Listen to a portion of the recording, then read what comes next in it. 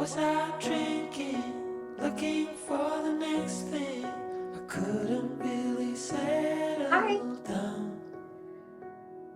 Wow, I have a lot to talk about. So, it's been a while. But I have a legitimate excuse this time for why it's been so long since I've updated you all and been on YouTube. The month of May was a big one. So if you don't follow me on any of my other social media platforms like Instagram and Facebook, then you may not know this, but earlier on in May, we had a fire come through our property. So what happened? We live on a bush block, basically. We have just under an acre, and we live in a small little residential area with a lot of empty blocks and a few houses mixed in between them. And in Australia, we have been coming into winter, so coming out of our summer season, and so the council allows 2 months for people to burn off garden waste to reduce, fire hazards and whatnot before the winter time comes in. And so one of our neighbours had been burning off, and well within his right to do so.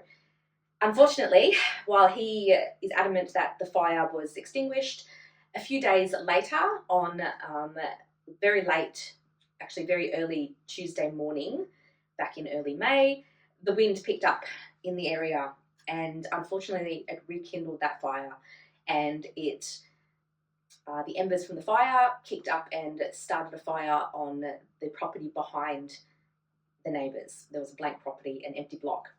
That fire then spread because of the wind.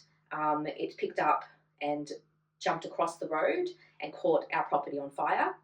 It then burnt about 3/4 of our property, continued to travel up the hill and progress onto the property behind us, and then jumped another road and then proceeded to start burning even further. Now, we were woken up at about 1:45 in the morning, between 1:45 to 2 o'clock in the morning, and our house was filled with smoke.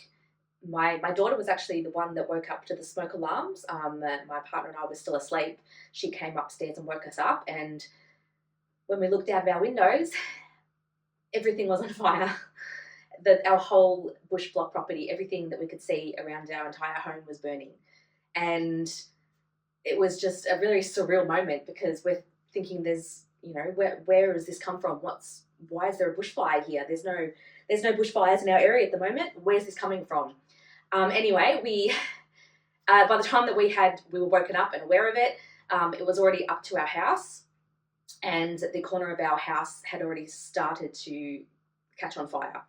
Our water tank is situated on that corner of the house. We are on tank water because we're in a rural area.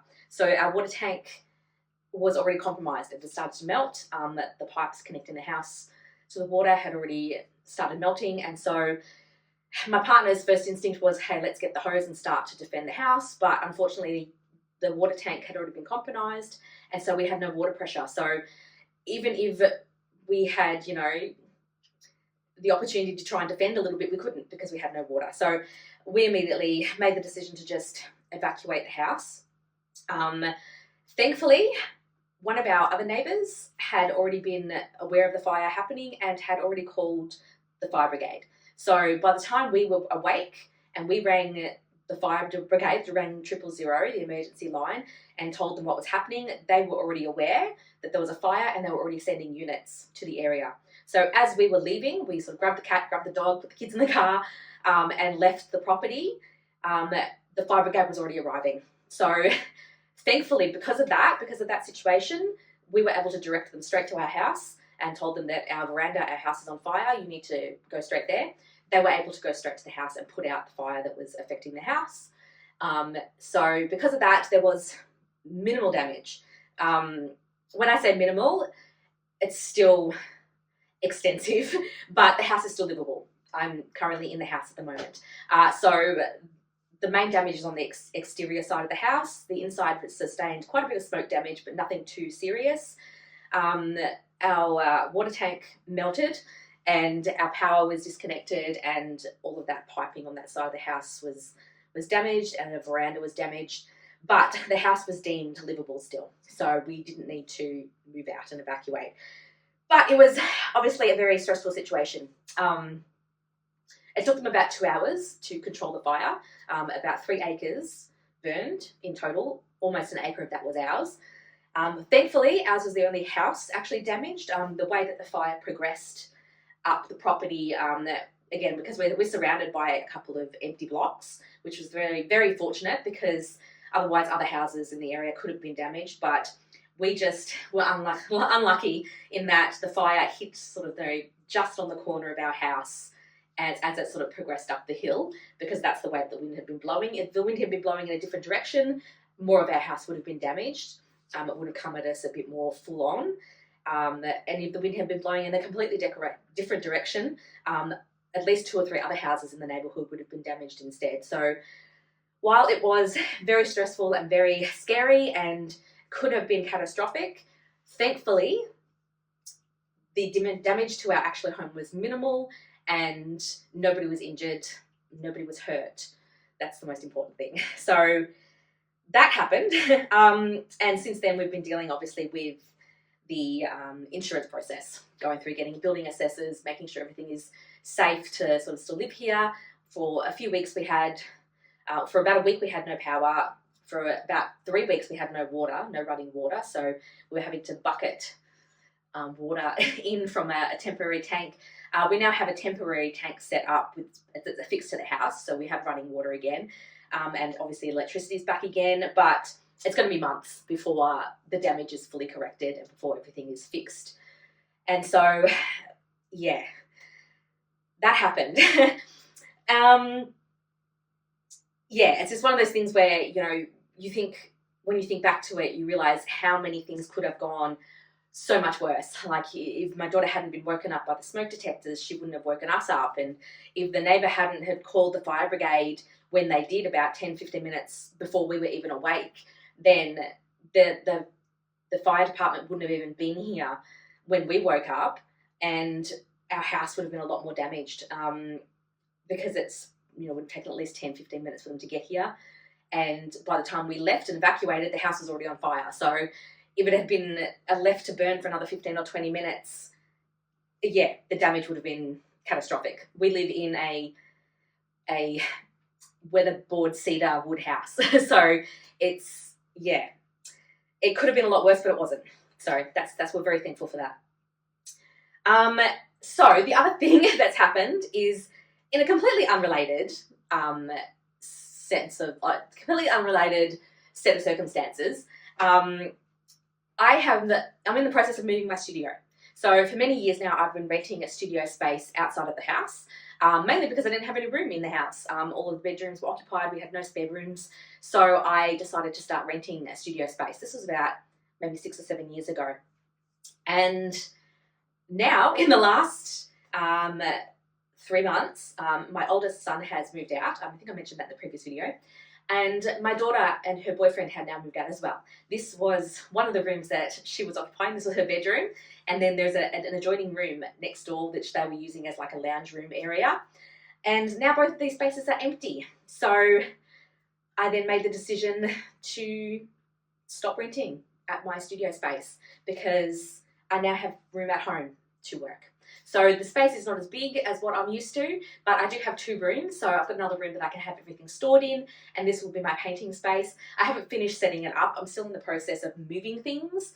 It's a big job because there's a lot of stuff I need to sort through, organise, downscale a little bit, pick and choose about what I need and what I don't need, and set the space up to be, you know, workable for me. So I've kind of been doing that over the last 2 weeks as well. So there's not a lot of actual painting that's going on at the moment, because I'm in the middle of moving. And once this is all set up and everything is in its place, I'll do a bit of a studio tour for you if you're interested in that. But at the moment, things are a little bit disjointed. I've kind of started putting things in space, but I definitely have not finished. I've had to order some more bookshelves and some more storage spaces because there's no other storage down here. So yeah, that's what I've been doing at the moment. So yeah, it's been a lot. So this video today is going to be a very chill video. I have purchased a new watercolor set that I'm going to do a little unboxing and testing of for you just so that there is a little bit of art content. And then that's about all that's going to happen in this video. But I just wanted to update you all on what's been going on. So while this is all happening as well, I have also launched my Expressive Mess Club, which is what I spoke about in a previous video. That is up and running and people are joining and loving it. So thank you so much to everyone that's joined so far. If you are interested in joining the Expressive Mess Club, I will put a link down in the little description area. It's basically just an online subscription for art videos created by me. So at the moment there's probably about, I'd say at least 10 hours worth of videos on there, and every month I add new content and new challenges and new bits and pieces on there. So I've been focusing a lot of my time on that and focusing my time on getting my life back to some kind of normalcy after the fire, and just trying to get my ducks in a row. So that's what I've been doing for this last month and a half. And yeah, so today we're just going to do a really cruisy, simple, relaxing swatching of some watercolors, and I hope that you enjoy watching it. And thank you so much for your support, everyone, as well. I really appreciate the comments that I get from you all, and the likes and the interaction from the community. So let's get on to something a bit more interesting. Now that stuff has all been spoken about, let's get on to the good bit. I'm going to do an unboxing. So I bought myself this set of watercolors. I am very easily influenced. I saw another artist on YouTube open this. I think it was Helen. I will put her name down here. I follow, yeah, she's a watercolor artist I follow. And yeah, I'm very heavily influenced. So I 100% went out and ordered this as soon as I saw her review of it.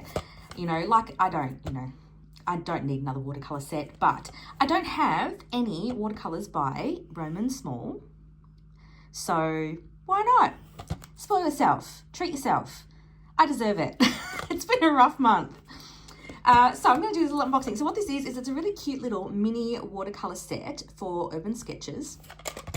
It has 6 little half pans in it, and it's actually got space for 4 extra colors that you can add of your own, which I thought's a really cool idea, because, you know, sometimes there's a few favorites that you have in a set that you want to add and there isn't always room for it, but in this there is room for it. So I thought that's a really cool idea.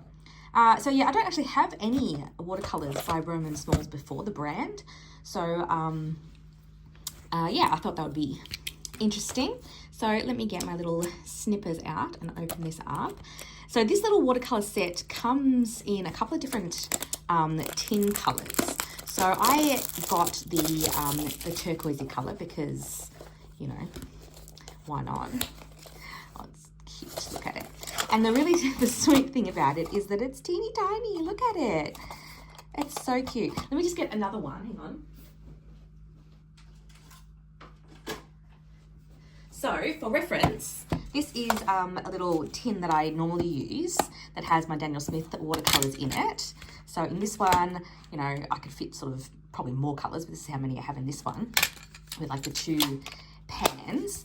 And this one, it's about, you know, a third of the size. So it's even smaller, it's even littler, which is super cute. And it has little wells, and as I said, it's got some space to put some extra pans in, so you can fit 4 more pans in. It's a little bit dusty, that's okay. But yeah, it's a super cute little pan set. And the colors, I will read out. What do we have? We have, it has like a really unique selection of colors actually. It's not the colors that you would normally sort of find in a standard watercolor set. Like usually you get like, you know, the primaries and maybe like a brown and like, you know, a black or something like that. But this has actually got a really unique selection of colors. Okay, we have a nickel azo gold, we have Aquarius orange, a quinacridone red, French ultramarine, which is probably one of the most traditional colors you would expect in a palette, cobalt sea blue, autumn green, shadow violet, and burnt sienna brownish. So it's not like there's no like pure red, there's no pure yellow either really. The nickel azo yellow is the yellow in the palette. So it's kind of missing like the basic primary 3, which is interesting. The only like sort of primary that you would be expecting in a palette would be like the ultramarine maybe. But yeah, it's a really interesting combination of colours, which is actually what intrigued me in buying it, because the one thing, my pet peeve is when collections of like watercolours or pencils or textures or whatever it is that you're buying, they always have really harsh colours in them. Like they have like really strong sort of basic primary colours, which, yeah, it's good to have, but it's also really boring. Whereas this one, it intrigued me because the colour choices that they've made are actually not what you would expect for a water pan set. So I thought that was really cool. Anyway, I'm going to do some swatching and let's have a bit of a play around with these. All right, let's just, oops. Just going to wet these down just a little bit to get them activated.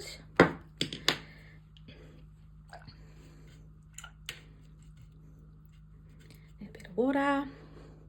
Okay, so this one here, this is the Nickel Azo Gold. For those interested in pigments, they have used PY150 and PR102 for this one. This isn't watercolor paper. I'm just going to preface that. It's actually acrylic paper, I think, but it's what I have in front of me, so it's that's what we're going to use. So, like I said, I've never used this brand before, but apparently it is a very good quality brand. I mean, to be honest, Nickel Azo Gold is one of my probably favourite watercolour colours. I have it in my Daniel Smith, is it Nickel Azo Yellow. So it's a slightly different version, but I use it, I think I have got the Nickel Azo Gold and Daniel Smith as well, actually, that I really, really love. It's a really nice, really sort of almost fluorescent yellow. Okay, so that's that one. We have, this is Aquarius Orange,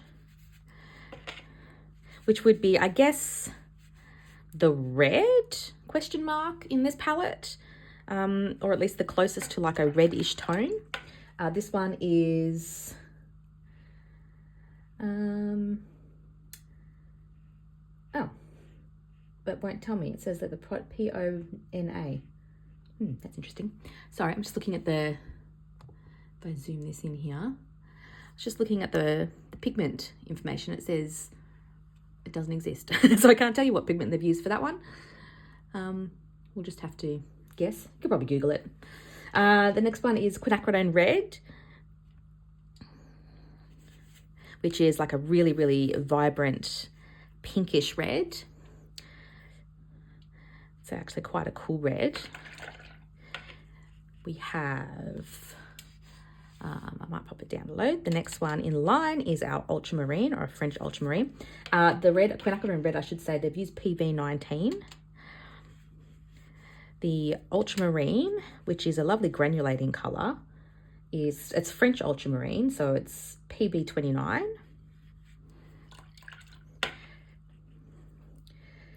Cobalt Sea Blue is the next one, which is PB28.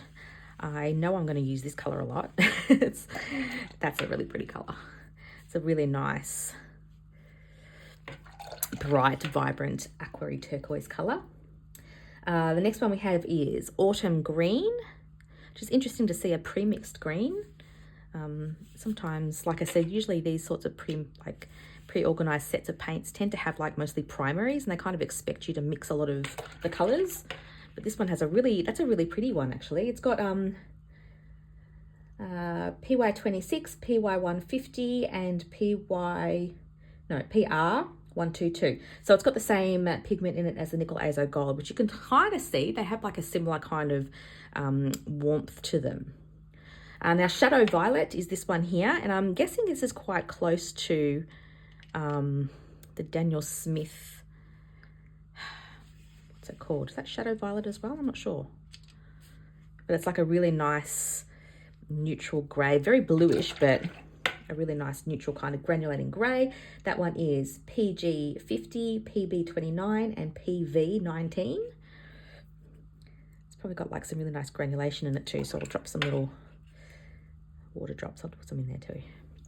See what happens. And then the only one that I'm not sure whether I'd use too much of is this Burnt Sienna. the burnt sienna brownish. I don't use a lot of burnt sienna or brownish colors. I mean, I would use it for a mixing color, and that would probably be, you know, about it, to sort of maybe desaturate some of these other colors. But that is just PBR7 for that one. So you can see that it's a really nice, simple set of colors. So let's sort of do some mixing. So for example, you'll get a really nice, you'll get some really nice purples from mixing the quinacridone rose and the ultramarine. Now that's going to obviously where your purple tones are going to come from. You could get quite bluish with them, or you could get a bit pinker, purplish tones. You're probably going to get quite a few variations of green. I mean, the first, you know, would be the nickel azo gold, and a bit of the ultramarine is going to give you some muted greens like that. Similar to that one, but not quite the same. A bit of the cobalt, you're going to, because it's a bit more of an opaque color, you're probably going to get some more vibrant sort of bluish greens. That one. Maybe burnt sienna as well. What happens when we add that in?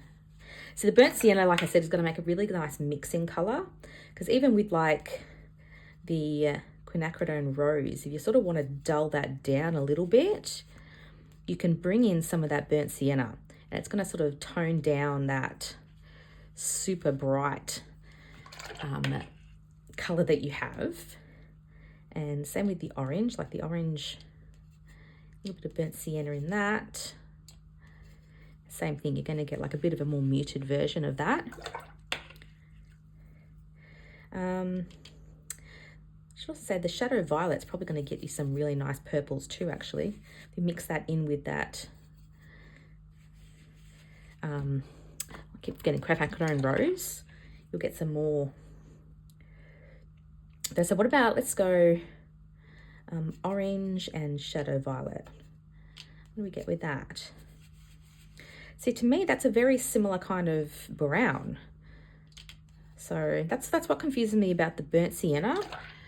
I don't think you really need it. I think that because you've got the orange and the shadow violet, you can mix that color, which is confusing to me.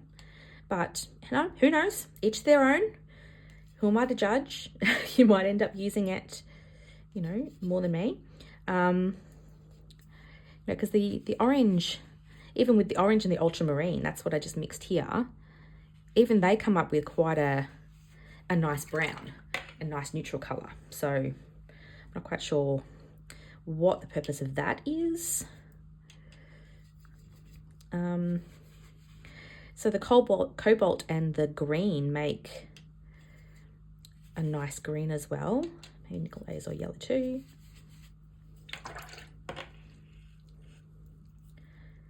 What else can we mix?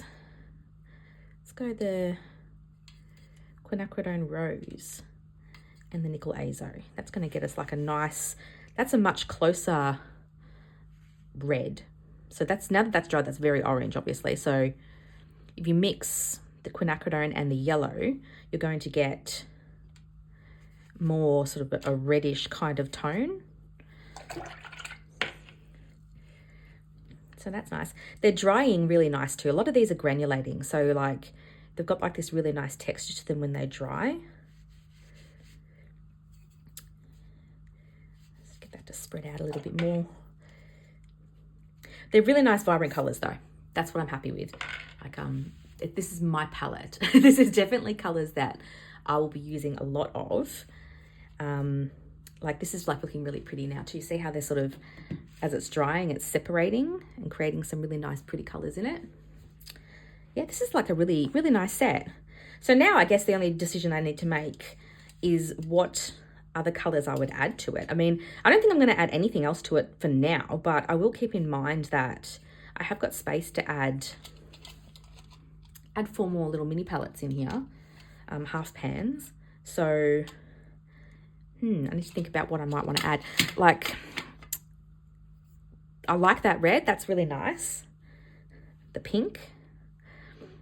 I don't know. It's hard to sort of decide what else it needs, really. I mean, the only thing that I might add in would be possibly a different blue. I mean, I'm tempted to put in a phthalo blue because I use phthalo with everything. I think, is there a phthalo in here? I think there is. I can't remember. I think is this one phthalo? Let me see. No, that's Shadow Violet. What's this one? I think that's an ultramarine. Yeah, so I don't actually have, surprisingly, I don't actually have phthalo in this palette either. But I know that I use phthalo in a lot of other things. I know I use a phthalo in my acrylics, so I might add a phthalo maybe, just to get a darker but cooler blue. I'm not sure. But I'm definitely going to take this with me on a few little expeditions to do some sketching on location and to play around with these colours in my sketchbook a little bit. But yeah, that's a really good little palette, and it's cute. I mean, it's little, it's like definitely travel friendly because, you know, you can just, I can hold it in my hand. It has got like a little loop on it as well that you can put your finger on to hold it a bit more steady. But yeah, this was my birthday present to me. This June is my birthday month. I turn 44 this year on the 22nd of June. And so this was my little gift to me because I deserve it. And I found on, it's really hard to find this in Australia. I ended up ordering it on, I think, AliExpress, which is kind of like, you know, Amazon, similar type of thing. And it only came from China and it only took about a week to get to me. So yeah, if you're in Australia, you might have to shop around a little bit to find somewhere that's going to ship it to you. But it's really cute. I'm really happy with that.